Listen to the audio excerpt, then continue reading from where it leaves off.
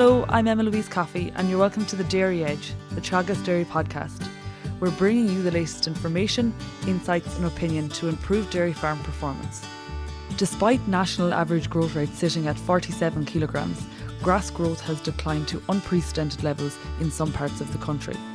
In the first of a two-part interview, John Maher gives us the top management tips to get us through the drought period on farms. The current grassland situation nationally is very, very variable. If you go to the southeast and the east coast, things are very difficult. Growth rates are extremely low.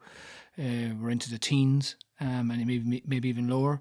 However, if you go to the western seaboard and more northern, the growth rates are close enough to normal. So in terms of grass growth in the country, even though Ireland's not very big, there's huge variation there between south and east versus north and west, and then between dry farms and soils that are more heavier in nature or have in a high rainfall area. So there's huge variation. The growth last week, there was a 5-fold difference. We know that from pasture-based Ireland. So some farms were only growing around 15 and some farms were growing in the 70s. So that's the variation that exists. However, where growth is very, very low, things are very challenging, yes. A recommendation that Teagasc would have spoken in the past week or two would have been extending rotation length up to, say, 25 days. Yes. Should farmers hold rotation length at 25 or are we looking at extending it further? It really depends on where you are and that in terms of grass supply on the farm, and then that'll determine the rotation length. Obviously, if you're somewhere growing into the 60s or 70s, of kilograms of dry matter per hectare per day, you run a normal rotation length 20-21 days. Although we do know from pasture-based data that growth is starting to decline, so you have to be wary of that too. Then if you go a scenario where the farm is only grown 30s, 40s, 50s, which is, either 2/3 or only half of normal growth rate, you're going to have to try and hold the rotation length. And when you talk about holding rotation length, it's not looking back in terms of where you were 21 days ago. It's a matter of dividing the farm in proportions. So if I have 100 acres and I want to hold a 25-day rotation, therefore I must graze 4 acres a day. That's what we mean by holding rotation length. And for people who are short of grass, but not wiped out in terms of grass, they must try and hold rotation length. However, there are farms, particularly along the eastern coast and into Carlow and Wexford and down along that southern rim, the growth rate is exceptionally low. They've little or no grass left. Holding rotation length in that scenario, to me, is nearly irrelevant. There's little or no grass on the farm, and it's a case of taking alternative strategies. So it's a case of where you are with growth. If you're anyway reasonable in terms of growth, you hold rotation length. But if all the grass supply on the farm is so low at this stage, it's irrelevant. And in terms of farm cover per cow, we'd always talk during the summer, maybe, a rule of thumb would be 150 kilograms per cow. How low would you go in terms of farm cover per cow? Well, just to give you an example, right? So the average stocking rate this week on pasture-based Ireland, which is, across the whole country, is 3.5. And we've seen covers gone down as far as 200 and 250. You do quick sums here and, we're into very low covers per livestock unit to the point that it's almost irrelevant. You divide the farm cover divided by the stocking rate and, it's very, very low. So, if you talk to people who spend time in New Zealand or what they do during droughts over there and listen to the experience that you pick up from years gone by of droughts, whether it was 2013 or 2006 or 1925, it comes to a stage where the grass will start to melt on the farm.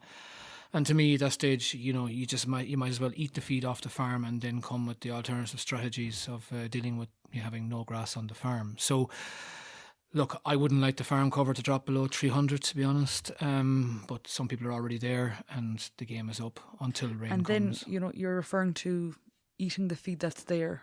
We want farmers to utilise grass and have a low post grazing height. You're talking your 4.5 centimetres.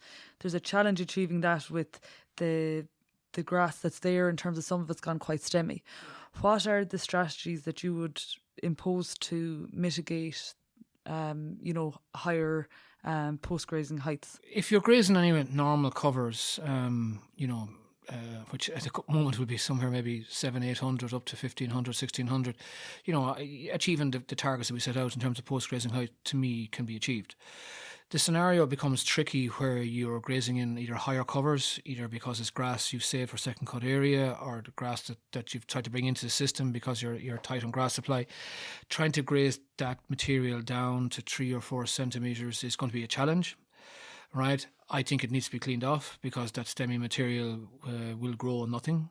It will eventually die and needs to be cleaned off. So in that type of scenario, I would probably try the best I can with the animals, and where I don't achieve it, I'll bring in a mower and clean it off. And you're thinking about the next grazing rotation to have, nice green leafy material coming back. The reality is, leaf will grow something for you, stem will grow nothing for you. So the stem has to be removed, either be it by mechanical means or by grazing means. And maybe it's a combination of both. But look, I'd remove it off the sward, let the animals eat it. It's quite high in dry matter, quite sweet.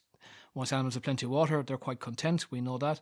So do the best you can. Okay, and say you're talking about cleaning it off once they graze it, where they don't, fully clean it out. Tapping post-grazing as opposed to pre-mowing? Have you a comment on that? I don't really. Some people are pre-mowing, so to ensure that happens, either come in with the mower before or the mower afterwards. I don't get too hung up about it. I think it's the lesser of two evils to cut it off, to be honest, whether it's before or after. The reason I say that is that once you bring in mechanical means in weather like this, there is a disadvantage in that you're drying out the sward, you're opening up the ground to the sun, and probably making the soil moisture deficit worse. But it's all about thinking about the next rotation. So I wouldn't like to do it on all the farm, but I'd like to do it a portion where grass is very, very messy, badly grazed, very stemmy, to try and clean it off as best I can. And moving on then to fertiliser, this is a time of year where we spread a lot of fertiliser, we see a lot of growth. What's your recommendation in terms of fertiliser and, say, soil water at the moment? Okay, so the reality is depends where you are. Again, for those who are growing normally, they spread away normally, right? So anybody who's doing growth rates of 60s or 70s, I think they continue as normal. Right, even those in the 50s. So, and that's certain parts of the country. Now, other parts of the country in which there's little or nothing growing, to me, it's just time to put away the fertiliser spreader, park it up, and it may remain parked until such time as rain is in the horizon, and a reasonable quantity of rain at that. I'm not talking about 1 or 2 millimetres. I'm talking something a little bit more substantial than that. Right, because we talk about soil moisture deficit, but like in many of those parts of the country, the soil moisture deficit is now 3 to 4 inches, and we know every day that the sun is taking out 3 or 4 millimeters per day out of the soil. So if I do that in a week, that's an inch every week. So people know how long they've been dry. So it's not unusual now to have 3 or 4 or 5 inches of a soil moisture deficit in certain parts of the country. And when there's no moisture there, well, then the fertiliser can't work, right, in those scenarios. Right, just in terms of soil moisture deficit then, like where we're 1 to 2 inch deficit, I will still have a go at applying fertiliser. I might be a little bit more cautious about the rate. I mightn't apply the full rate, but I'll certainly apply half rate or a bit with it. I will probably be more proactive in terms of applying fertiliser in that scenario. What I mean by that is, instead of waiting for the animals to graze the field and then apply the fertiliser, I'll apply it beforehand. Preferably at night, take advantage of the cover of grass, take advantage of the dew to get some level of moisture to melt the fertiliser granule and get some sort of breakdown of the granule so it'll go into the soil. So I'll be more proactive. So if I take a farm that's growing 50s, 60s, they will continue as normal. For those who are in the 30, 40 bracket, growing some level of grass, I'll pick the paddocks that have the most grass in them and apply the fertiliser 4 or 5 days even before the animals go into that paddock to take advantage of whatever moisture and cover of grass is there to help get the fertiliser into the soil. Applying fertiliser onto a farm that's already brown and dried out, to me, I wouldn't apply it. You just park up that fertiliser. The other thing to be aware of, the choice of fertiliser type is important here. Anything that's can-based, when I say can, C-A-N, that's safe, right? And even, 18612 or 272.5, they're all safe. They won't be lost. They won't be used, but they won't be lost. However, there are other fertilizers like urea. You can't use that at the moment. And even some of the protected ureas, that inhibitor that protects that urea form from going to ammonia, that will break down after 4, 5, 6, 7 days. So I'll move away from those as well. So it has to be CAN based or nothing. Picking up there on soil moisture deficit, you mentioned it, and we're even hearing about it in the news and the weather at the moment. Can you fully explain what that actually means to us? Yeah. So look, I suppose a key point is, it's the amount of moisture in the soil relative to growth and things like that, without getting too complicated about it, right? So obviously, in the wintertime, there's, there can be too much moisture in the soil. When you get the soil moisture deficit at 0, you have, a reasonably dry soil, but not enough to restrict growth. When we get to 1 inch, the plant will grow perfectly well with a 1 inch soil moisture deficit. When we get to 2 inches, right, at 2 inches of soil moisture deficit, there's a 25% decrease in growth rate. And after that, it's like going over a cliff. Once we get to 3 inch, 4 inch, right, growth starts declining rapidly. And in some parts of the country, we're already at 4 inches because, as I said earlier, the sun is taking, on average, 3 to 4 millimetres out of the soil every day, that we don't have rain with the temperatures we have. So 1 week is about 1 inch. So people who are 3 to 4 inches, right, we'll say 4 inches, we'll go to there to use that example, they're into growth rates just in the teens, somewhere between 10 to 15, maybe a small bit with it. So realistically, the week after, there'll be little or no grass growing. So the first inch of soil moisture deficit is fine. The second inch, a 25% decrease in growth rate. After that, it's a huge fall over a cliff, and growth rate declines dramatically. And by the time you get to the 4 inch mark, there's little or no growth. Just two other factors in the form of grassland that people are working on at this time of year. A lot of people took advantage of the good weather in May and decided to reseed some ground.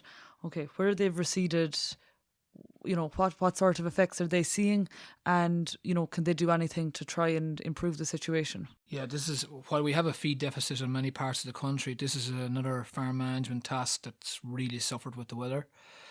There are many people who've reseeded, took advantage of the good weather. Unfortunately, April was a poor month to start reseeding, so it got delayed into May. There are some reseeds I've seen that have been completed in May and got some level of rain. They're above ground. It's not doing brilliantly, but it's above ground, and the plant will survive. So I've no issue with that.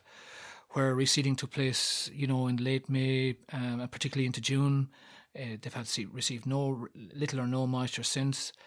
And in that scenario, you probably have three cases. You've the one case where the seed hasn't germinated, and that's probably a good place to be.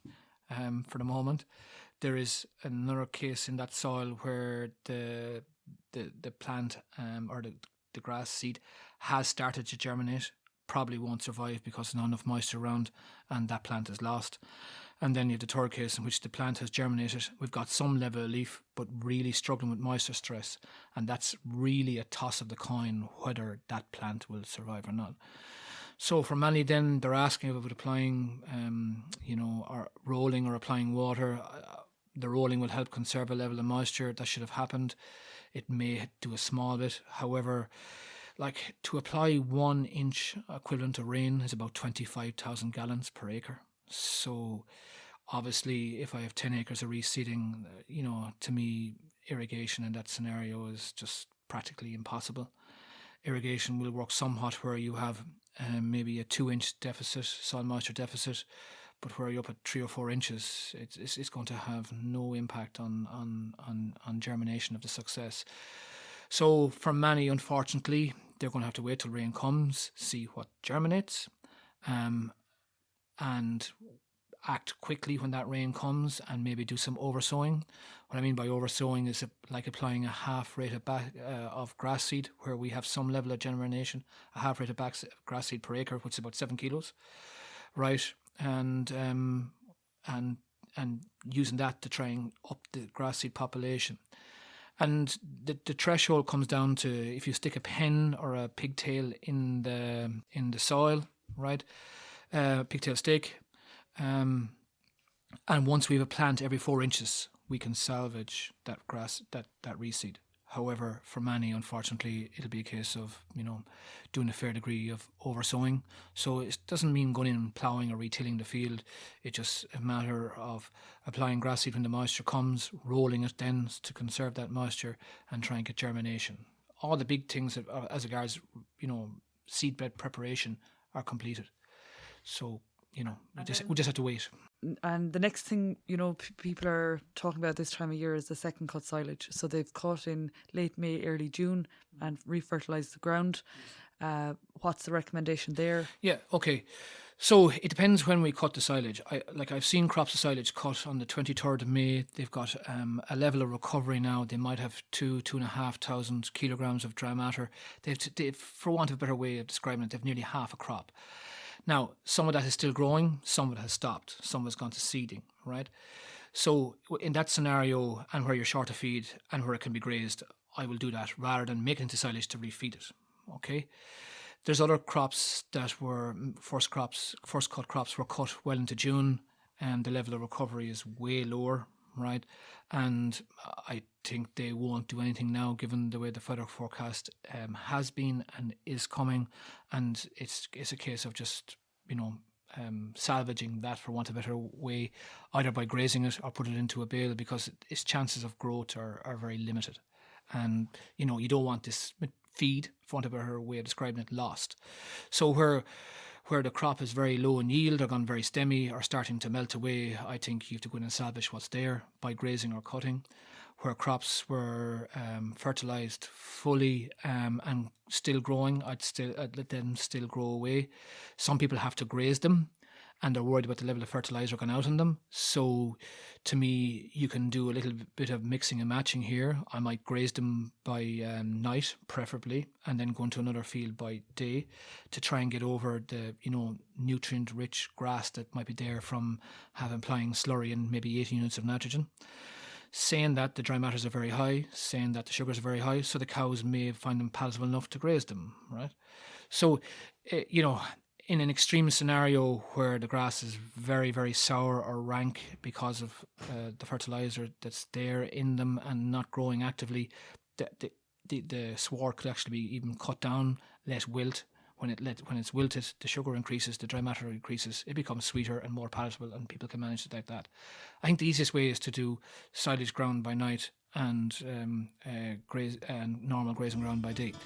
And the reason I say that is in the evening time, sugars and dry matter are at the highest, so it makes it the most palatable. That's part 1 of the interview with John. Part 2 of advice on how to manage your farm into recovery mode in August will air in the coming days. Don't forget to subscribe on Apple and Google Podcasts, and for more information go to the Teagasc website at teagasc.ie. I'm Emma Louise Coffey, and join me next time for Your Dairy Edge.